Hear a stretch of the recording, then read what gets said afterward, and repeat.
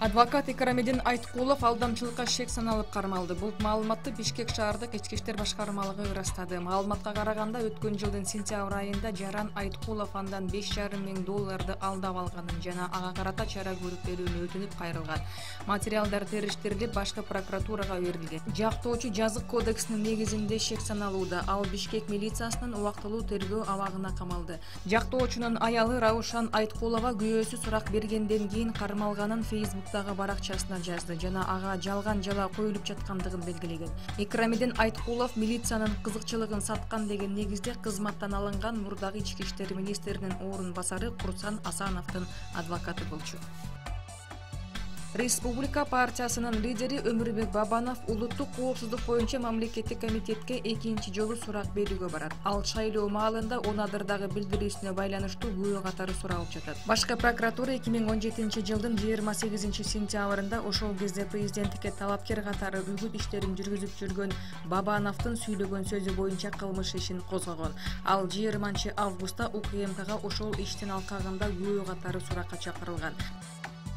Үзгүлтүккө учураган Маданият барпы жолунун курулуш иштери сентябрь айынан тарта уланат. Бул тууралуу Транспорт жана жолдор министрлигинин Жалал Абад облусундагы өкүлү Акжолбек Бегалиев билдирди.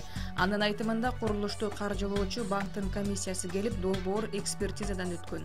67 чакырымга созулган Маданият барпы жолунун курулушун Евразия өнүктүрүү банкы колдоого алып, алар $60 миллион каражат бөлгөн.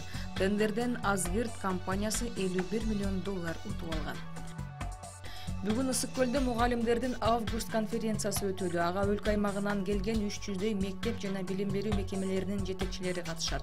Алар окуу программасына киргизилген жаңылыктарды, акыркы өзгөрүүлөрдү талкууга алат. Бул тууралуу билим берүү жана илим министрлиги билдирди. Конференцияга премьер-министр Мухаммедкалый Абылгазиев катышат.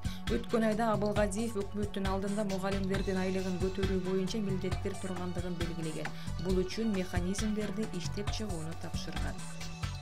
Жогорку кеңеш 411 шамчыракты алмаштыруу үчүн 500 миң сом сарптоону пландап жатат. Бул тууралуу мамлекеттик сатып алуулар порталына жарыяланды. Мындан сырткары Жогорку кеңеш имаратты курчаган темир тосмолорду сырдамакчы.